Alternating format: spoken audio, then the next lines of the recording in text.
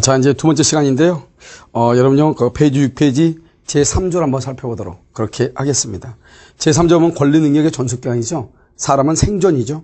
생존은 뭐죠? 전부 노출에서부터 맥박이 종지할 때까지죠. 생존하는 동안 권리와 의무의 주체가 된다. 그래서 원칙적으로는 권리 능력의 존속기간 그러면 안 되죠. 권리 의무의 존속기간 이렇게 해야 되는데요. 우리는 그것을 권리 능력이라고 했죠. 왜냐? 권리와 의무는 상호 대응하는데 이 권리와 의무 중에서 권리 본위주의 사상에 입각해서 권리를 중시하다 보니까요. 알겠죠? 자, 1번 태아의 권리 능력 이렇게 되어 있죠. 그래서 우리가 먼저 권리 능력에서 다른 것은 중요하지 않고 이제 태아의 권리 능력이라는 것이 중요하죠. 왜 그러냐면 우리가 이제 권리 능력이라는 것은 언제냐? 그래서 이제 전부 노출이죠.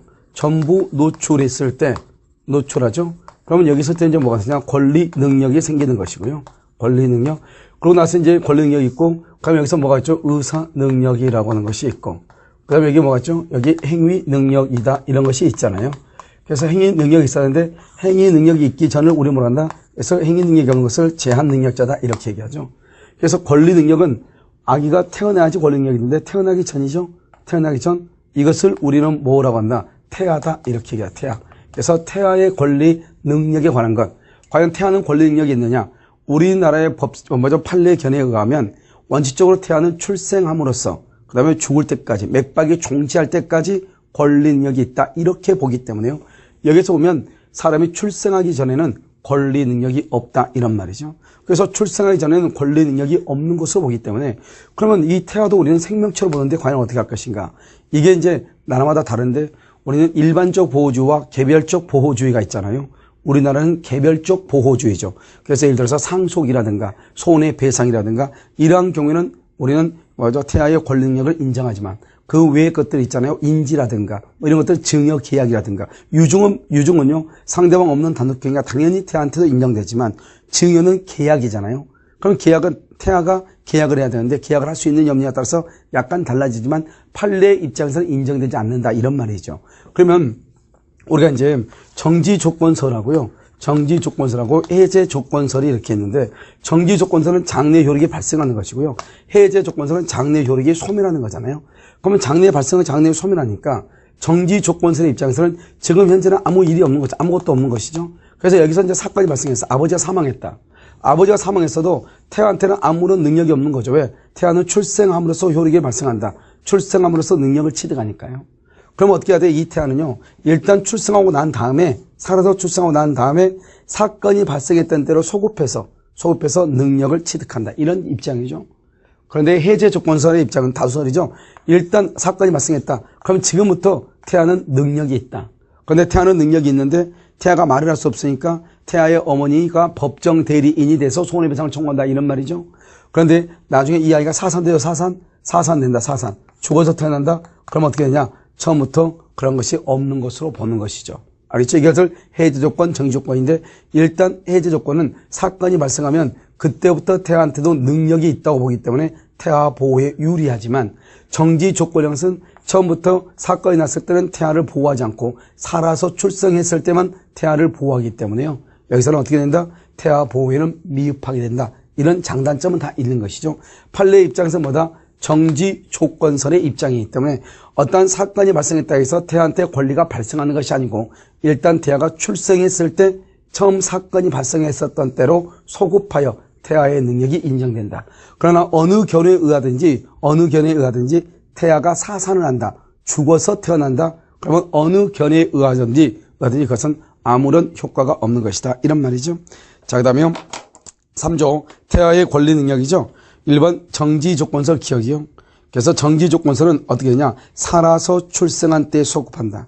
어떠한 사건이 있다고 할지라도 그 사건이 발생했을 때 태아한테 능력이 인정되는 것이 아니고 일단 태아가 살아서 출생을 해야 과거로 돌아가서 소급하죠. 이걸 인격 소급이라고 하죠. 소급해서 태아한테 문제 사건 시까지 소급을 해서 태아의 권리 능력을 인정해 준다 이런 말이죠.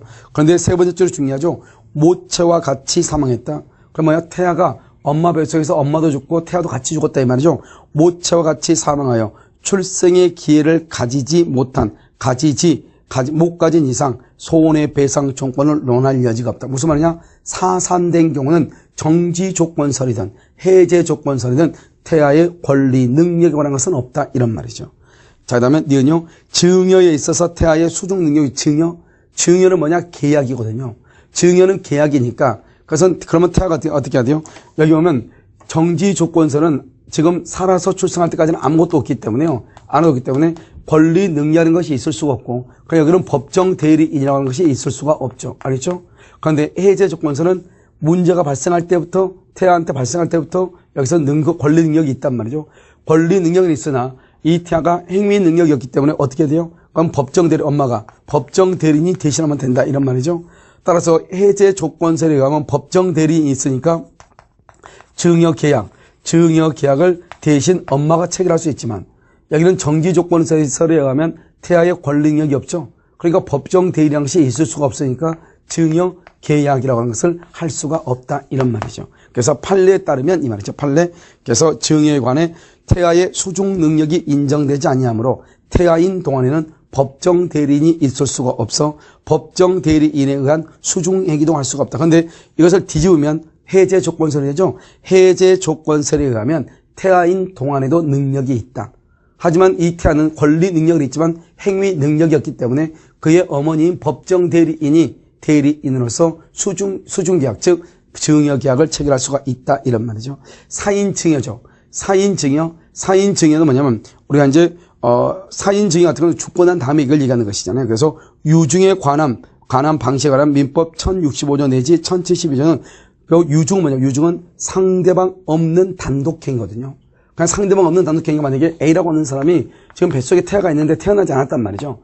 그래도 유증은 뭐냐? 유증은 상대방 없는 단독행위 때문에 A가 뭐냐? 이 집을 나중에 태어나면 태아한테 줘. 왜? 태아의 동의가 필요가 없으니까, 유증은. 근데 증여나 사인증여는 뭐냐면 혹시 내가 이 말이죠. 갑이라고 하는 사람이 자기 집이 있는데 을한테 뭐라냐? 혹시 나 죽고 난 다음에 너 이 집 너 가질래? 이렇게 청약을 하죠. 우리 뭐라고 그래? 그래 알았어. 그럼 고맙지 뭐. 그럼 내가 언제 갔냐? 지금 주면은 증여계약인데 내가 죽고 난 다음에 가져가라 이 말이죠. 그걸 사인증여라고 그래. 사인증여도 뭐냐? 증여니까 계약이거든요. 계약을 하려면 태아가 능력이 있어야 되거든요. 그럼 태아가 능력이 없으면 태아의 법정 대리인이 하면 되는데 정지 조건서에 의하면 태아는 아직 아무런 능력이 없거든요. 언제까지? 살아서 출생할 때까지. 아무런 능력이 없기 때문에 정지 조건서에 의하면 법정 대리인이라고 하는 말이 나올 수가 없으니까 증여든 사인증여든 할 수가 없다. 그러나 뭐는 가능하다? 유증은 가능하다 이 말이에요. 유증은 상대방 없는 단독행위니까 태아도 유증은 받을 수가 있다. 그러나 증여나 사인증여는 받을 수가 없다 이 말이죠. 그럼 니을을 보면 위자료 청구권이라고 돼 있죠. 이 위자료 청구권에 보면 아버지가 교통사고로 상해를 입었죠. 아버지가 교통사고로 상해를 입었을 때 어떻게 할 것인가 이 말이죠. 그래서 상해를 입었다? 그러면 언제요? 여기 2월 1일 날이요. 그럼 태아는요 10월 1일 태어났어. 2월 1일 날 내가 태아로 있는 동안에 아버지가 상해를 입었어. 그래도 판례 입장에는 정지조건설이죠. 정지조건설에서는 아무것도 없는 거예요.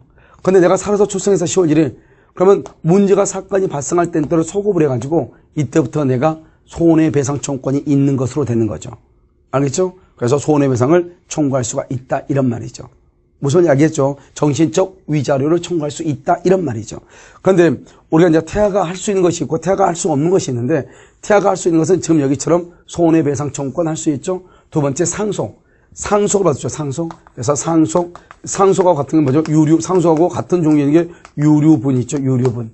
알겠죠? 그래서 상속이라든가 유류분이라든가 대습 상속 있죠. 이런 것은 다 된단 말이죠. 다 되고. 그럼 여기 보면 증여 있죠. 증여하고 안 되죠. 사인증여 안 되죠. 태아. 그럼 뭐는 된다? 유증은 되죠. 유증. 알겠죠? 이게 상속, 유류분, 대습 상속 다 되죠. 태아는요. 그 다음에 태아는 또 뭐가 된다? 손해배상 되죠. 손해배상을 청구할 수 있다. 이거 된단 말이죠.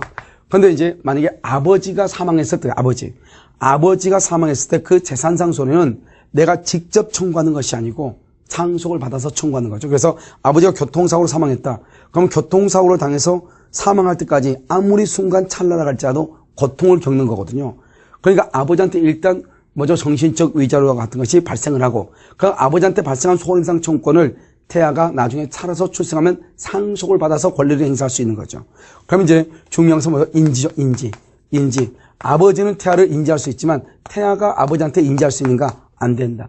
태아는 아버지한테, 뱃속에 있는 태아는 아버지한테 내가 당신의 아들이라고 인지할 수 있다.